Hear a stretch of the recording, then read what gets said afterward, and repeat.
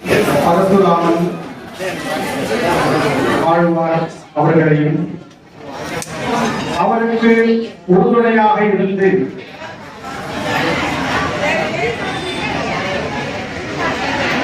அவருக்கு பக்கபலமாக இருக்கக்கூடிய எம்.கே. சுவாமி நாயனார் அவர்களையும் ராமமுருகன் என்று சொல்லக்கூடிய மாநில பொறுப்பில் இருக்கக்கூடிய அந்த பெருமகனாரையும் திருவாளர் ஜி. வரதராஜன் மாநில பதவியில் இருக்கக்கூடிய அந்த பெருமகனாரையும்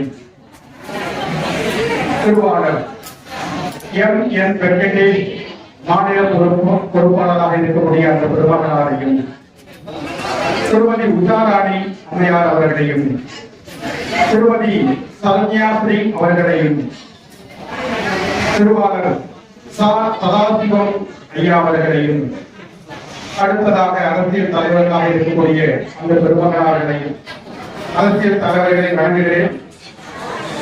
எங்குல பெருமகனார்களை அவருடைய பாதம் தொட்டு வழங்கிக் கொள்கிறேன். காரணம், இதுபோன்று நம்முடைய சமுதாயத்தை ஒன்றிணைப்பது அவ்வளவு சாதாரண விஷயம் அல்ல.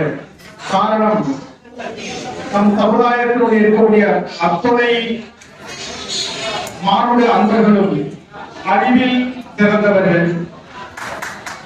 அறிவில் சிறந்தவராக இருக்கும் போது எல்லோரும் ஒன்றிணைந்து இணைவது அவ்வளவு சாதாரண விஷயம் அல்ல. எல்லோரும் ஒன்றிணைந்து அதாவது பயணிப்பது அவ்வளவு சாதாரண விஷயம் அல்ல. அதை ஈகோன் சொல்ல முடியாது, அறிவின் திமிழ் சொல்லுவார்கள். அந்த அறிவின் திமிழின் காரணமாக நானே தலைமை பொறுப்பில் இருப்பேன் என்று சொல்லி சில நேரங்களிலே நாம் ஒன்றிணையாமல் சில பிரிவுபட்டு போய்கொண்டே இருக்கிறோம். ஆனால் அப்படிப்பட்ட ஒரு அறிவார்ந்த சமுதாயத்தை கூட தன் அறிவினால் வசப்படுத்தினாரோ அல்லது அன்பினால் வசப்படுத்தினாரோ என்று தெரியவில்லை. இரண்டில் ஏதோ ஒன்று நடந்திருக்க வேண்டும். அன்பினால் வசப்படுத்திருப்பார் ஐயா நினைக்கிறேன். ஏன்னா அவங்க ரொம்ப அமைதியை விரும்பி அமைதியின் மூலமாகவே எல்லாரையும் வசப்படுத்தக்கூடிய தன்மைகள் கொண்டவராக இருக்கிறார். அப்படிப்பட்ட வசப்படுத்தக்கூடிய அந்த தன்மைகள் கொண்ட அந்த பெருமகனார் இவ்வளவு பெரிய கூட்டத்தை கூட்டியிருக்கிறார். அந்த கூட்டத்திற்கு நாம் அத்தனை பேர்களும் செவி சாய்த்து இங்கே உட்கார்ந்து இருக்கிறோம். இங்கே என்ன நடக்கிறது, ஏது நடக்கிறது என்று சொல்லி இந்த விழா என்று சொல்லக்கூடியது சாதாரண விஷயம் அல்ல. நாமெல்லாம் உற்று கவனிக்க வேண்டும். உற்று கவனிப்பது ஏன் என்று சொன்னால், நாம் எல்லாம் ஒருவருக்கொருவர் அதாவது சமுதாயத்தினுடைய அடையாளத்தை சொல்லிக் கொள்ளாமலே பிரிந்து நடக்கிறோம். ஏதோ ஒரு சமுதாயத்தினுடைய ஒட்டுண்டியாக நம்ம வாழ்ந்து கொண்டிருக்கிறோம். ஏதோ ஒரு சமுதாயத்தினுடைய ஒட்டுண்டியாக வாழ்ந்து கொண்டிருக்கிறோம். ஆனால் நாம் இந்த சமுதாயத்தை சார்ந்தவர் தான் என்று சொல்லி மாறுபடுத்திக் கொள்ளும் அளவிற்கு சில நேரங்களிலே நம்மளுக்கு அறிவு அதிகமாக இருந்தாலும் சில நேரங்களிலே அந்த அறிவு அவர்கள் பணி செய்ய மாட்டேங்கிறது. அவர்களுக்கு ஒத்துழைப்பு கொடுக்க மாட்டேங்கிறது. நாம் இந்த சமுதாயத்தை சார்ந்தவர் தான், நாம் எழுபது பெருந்தகையினுடைய சமுதாயத்தை குடியை சார்ந்தவர் தான் என்று சொல்லி நாம் வீடு கொண்டு எழுதும் அளவிற்கு, அதாவது மாறுபடுத்திக் கொள்ளும் அளவிற்கு அறிவு இருக்கிறது, ஆற்றல் இருக்கிறது, பக்குவம் இருக்கிறது, பரிபக்குவம் இருக்கிறது. ஆனால் அந்த அறிவாற்றலை சில நேரங்களிலே நாம் ஒன்று கூடி பயணிப்பதில்லை, ஒன்று கூடி அதை பயன்பாட்டுக்கு எடுத்துக் கொள்வதில்லை. பயன்பாட்டுக்கு எடுத்துக் கொள்ளாமல் போவதால் என்ன நடக்கிறது அப்படின்னு சொன்னால், ஐஞானிகள் கூட ஐஞானிகள் ஒரு முடிவு நினைக்கிறார்.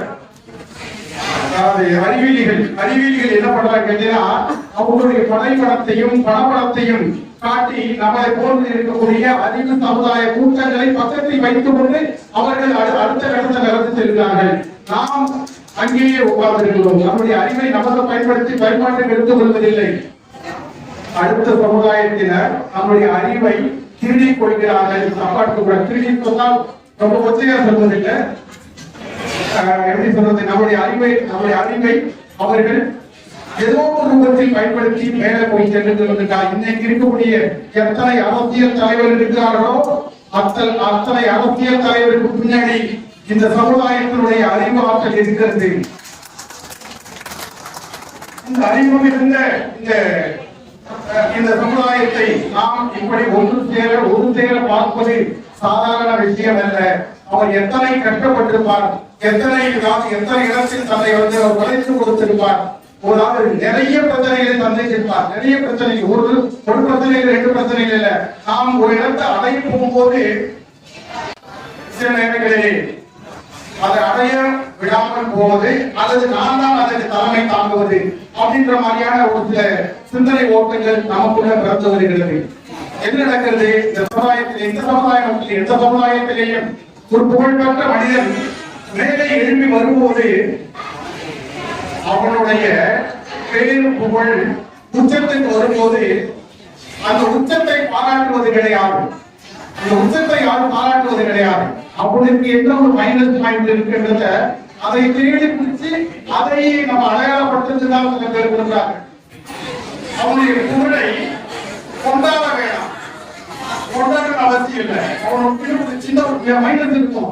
அந்த மைனஸை அந்த 99% அந்த புகழை குறைப்பதற்கு பயன்பாட்டுக்கு எடுத்து சொல்கிறார்கள். அதுபோல் நாம இருப்பதில்லை. இருந்தாலும் அதிலிருந்து மாறுபட்டு நம்ம வழியே வந்துடுவோம்.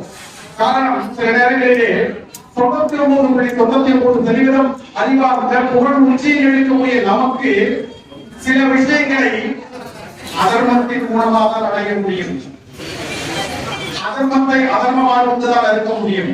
அந்த அதர்மத்தை அதர்மமாக ஒன்று அறுப்பதற்கு அதர்மத்தை கையில் எடுப்போம் அல்லவா, அதை சொல்லுவாங்க. அந்த 99% அறிவாற்றலை நாம் அர்ப்பிப்பது கிடையாது. அவனுக்கு ஒரு இடத்தை அடைவதற்கு விவசாய மேம்பாட்டுக்கோ அல்லது தன்னுடைய குடும்ப மேம்பாட்டுக்கோ 99.99% அறிவாற்றல் இருந்தால் கூட ஒரு இடங்கள் எதுவும் எடுத்த தடையா இருக்கும். அல்லது எதிரி நம்ம வீழ்த்துவதற்கு தயாரா இருக்கும். அந்த வீழ்த்துவனை வீழ்த்துவதற்கு நம்ம அதர்மத்தை அதர்மமாக அறுப்பதற்கு சின்ன ஒரு விஷயத்தை கையெடுப்போம். அதை புரிந்து செய்வாங்க. அதெல்லாம் மறந்து வைத்து யாரெல்லாம் நம்முடைய சமுதாயத்தில் வளர முயற்சிக்கிறார்களோ, யாரெல்லாம் இந்த உலகத்தில் இந்த சமுதாயத்தில் உலகத்தில் புகழ்பட நினைக்கிறார்களோ அவருக்கு நான் அவருடைய பாதம் கொடுத்து அவருடைய தலையில் அவருடைய பாதத்தை என் சிறமையில் வைத்து தாங்கி பிடித்து தயாரிக்கிறேன். எல்லோரும் வாழ்வோம், வாழ்விப்போம். என் பேச்சு ஏதாவது குறைகள் இருந்தால் என்னை மன்னித்து தர வேண்டும். வாழ்வோம், வாழ்விப்போம். வாழ்வோம். ஐயா